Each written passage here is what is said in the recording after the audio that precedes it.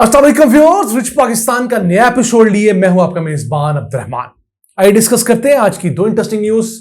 पंजाब की कदीम तरीन गैस फील्ड से मजीद गैस सिस्टम में शामिल कर दी गई है।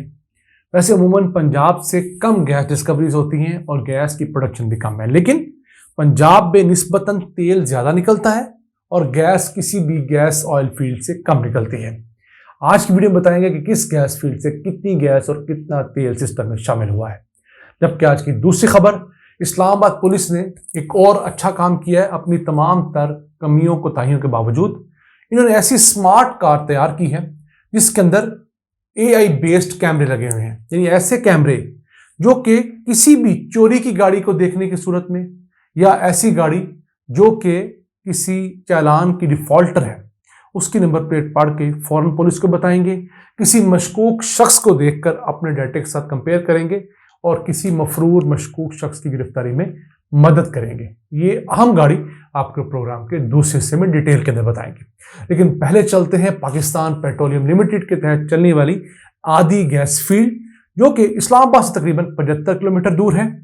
रावलपिंडी डिवीजन में वाक़ है, पोटोहार का इलाका है। यहाँ पर पहली मरतबा 1956 के अंदर एक्सप्लोरेशन स्टार्ट हुई, कोई कामयाबी नहीं हुई। पहली कामयाबी 1978 में हुई और 1980 में जाकर उस पहली डिस्कवरी से तेल और गैस निकलना शुरू हुआ।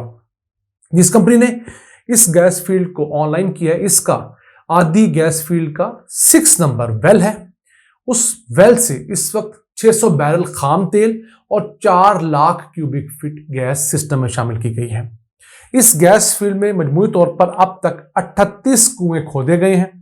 उनमें से 31 कुएं जो हैं उनके अंदर से गैस और तेल निकल रहा है, 7 कुएं नाकाम हुए हैं। अब ये ब्लॉक 1980 से पाकिस्तान को तेल और गैस मुहैया कर रहा है। अब होता यह है कि जिस ब्लॉक से तेल और गैस निकलता है वहां पर एक ही प्रोसेसिंग प्लांट लगा लिया जाता है। जितने वेल्स होते हैं वहां से पाइपलाइन लाई जाती है उस एक प्रोसेसिंग प्लांट तक और वहां से गैस प्रोसेस करके मेन SNGPL या SSGC सिस्टम के अंदर शामिल कर दी जाती है।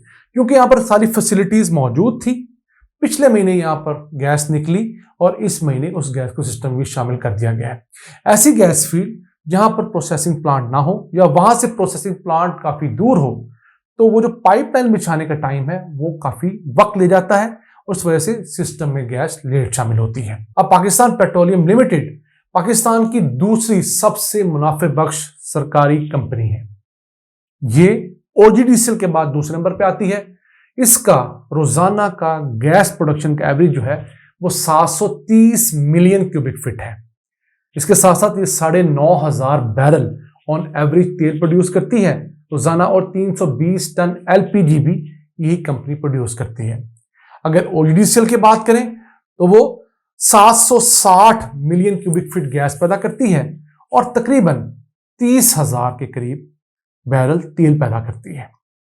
इस कंपनी का मुनाफा पिछले मालियाती साल में 97 अरब रुपए रिकॉर्ड किया गया था। पाकिस्तान में सबसे मुनाफे बख्श कंपनी हम पहले बता चुके हैं आपको OGDCL है, जो 224 अरब रुपए पिछले साल मुनाफे में गई। दूसरे नंबर पर PPL आती है जो कि 97 अरब रुपए मुनाफे के साथ पिछले साल रही, जबकि तीसरे नंबर पर माड़ी पेट्रोलियम आती है जिसने पिछले साल 56 अरब रुपए का मुनाफा कमाया। याद रखिएगा, माड़ी पेट्रोलियम पाकिस्तान में गैस पैदा करने वाली सबसे बड़ी कंपनी है, जिसकी औसतन गैस की पैदावार 850 मिलियन क्यूबिक फीट रोजाना है। दूसरे नंबर पर OGDCL आती है, लेकिन माड़ी पेट्रोलियम की तेल पैदा करने की जो सलाहियत है वो कम है, क्योंकि जिन फील्ड्स के अंदर वो काम कर रही है वहां से गैस ज्यादा निकलती है, तेल कम निकलता है। तो इस वजह से माड़ी पेट्रोलियम का गैस में शेयर ज्यादा होने के बावजूद प्रॉफिट कम है, जबकि OGDCL थोड़ी कम गैस पैदा करती है लेकिन तेल ज्यादा पैदा करती है, इसलिए वो ज्यादा मुनाफे बख्श है। और तीसरे नंबर पर ये PPL है, जिसकी हमने आपको डिटेल बताई।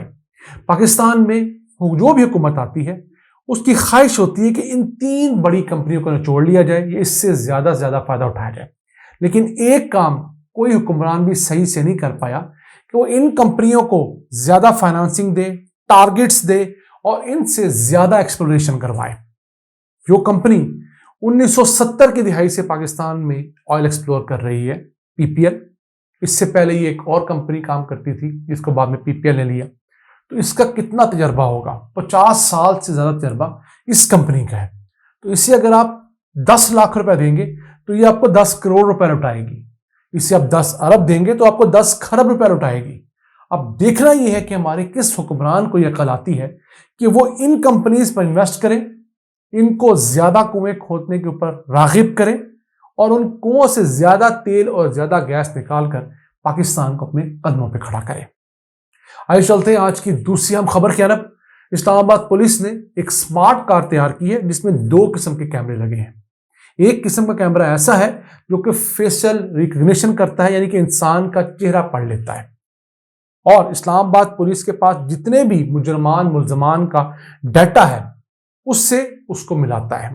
यानी ऐसा कैमरा जिसके सामने कोई भी शख्स गुजरे तो फौरी तौर पर उसके चेहरे के फीचर्स अपने अंदर रिकॉर्ड करता है, उनको बहुत तेजी से अपने दीगर जो डाटा के मुल्जमान मफरूर लोग हैं उनसे कंसाइल करता है। अगर तो वो शख्स 70% तक भी मुशाबत रखता है तो फौरी तौर पर पुलिस को इंटीमेट करता है और पुलिस उस बंदे को पकड़ सकती है। और देखिए कितना अहम कैमरा है कि एक नाके पे एक पिकेट के ऊपर ये गाड़ी खड़ी है। पुलिस एहलकार को तो नहीं पता कि बंदा मफरूर है, मुल्ज़म है, लेकिन जैसे ही वो शख्स कैमरे के सामने आएगा कैमरा ऑटोमेटिकली उसे रिकॉग्नाइज करके मैच करेगा, और अगर मैच करेगा तो गाड़ी में बैठे हुए ऑफिसर को इंटीमेट कर दिया जाएगा, उस शख्स को पकड़ लिया जाएगा, उसके मजीद क्वाइफ लिए जाएंगे और बहुत बड़ा चांस होता है कि लोग इस तरह पकड़े जाएं। इसके अलावा दूसरा इसके अंदर कैमरा लगा जिसको कहते हैं automatic number plate recognition camera. यह कैमरा किसी भी नंबर प्लेट को फौरी तौर पर पढ़ने की सलाहियत रखता है। इसका फायदा क्या है कि जब भी कोई गाड़ी या मोटरसाइकिल चोरी होता है तो जैसे ही इस कैमरे के सामने से कोई गाड़ी, कोई मोटरसाइकिल, कोई व्हीकल गुजरेगा उसकी नंबर प्लेट ये फौरी तौर पर पढ़ेगा। तो जो नंबर प्लेट के सामने से गुजरती रहेगी गाड़ी की, बाइक की, ये उससे रियल टाइम में प्रोसेस करता रहेगा बहुत तेजी से। और कोई ऐसी गाड़ी जो चोरी की रिपोर्ट हुई हो, डकैती की रिपोर्ट हुई हो, किसी क्राइम में रिपोर्ट हुई हो, या वो कोई हुकूमत का या इन पुलिस वालों का चालान ना पे किए हुए हो, तो फौरी तौर पर उस पुलिस एहलकार को ये बताएगी जो गाड़ी में बैठा हुआ है, लैपटॉप पे, टैबलेट पे, तो पुलिस वाले फौरी तौर पर एक्शन लेकर उस गाड़ी को पकड़ सकते हैं। तो चोरी के खिलाफ, डकैती के खिलाफ, डिफॉल्टर गाड़ियों के खिलाफ ये बहुत बड़ा मैकेनिज्म है।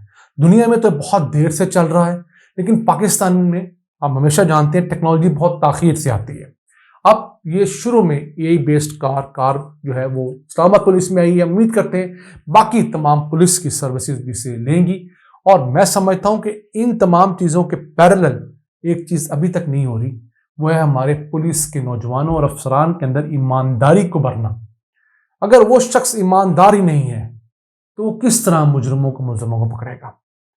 लेकिन उस ईमानदार पुलिस ऑफिसर के लिए जरूरी है कि हुक्मरान ईमानदार हो। जो हुक्मरान पुलिस को यूज करने के लिए नहीं आएगा, पुलिस को ठीक करके अवाम को रिलीफ देने आएगा, तो वो डंडे के जोर पर भी हमारी पुलिस को, हमारी अदलिया को, हमारे तमाम महकमों को ठीक कर सकेगा। हमारे हुक्मरान चूंकि सरकारी माल को, पुलिस एहलकारों को, पटवारियों को अपने मफाद के लिए इस्तेमाल करते हैं, इसलिए कभी भी उन्हें ठीक करने की कोशिश नहीं करते। अगर करते भी हैं तो कॉस्मेटिक से चेंज होती है, कोई दफ्तर अच्छा बना दिया, वो खिदमत मरकज बना दिया, लेकिन अंदर काम करने वाले लोगों में वैसे ही करप्शन नाहली भरी होती है। आज का एपिसोड, अपने मेजबान अब्दुल रहमान को इजाजत दीजिए। अल्लाह ने के बाद।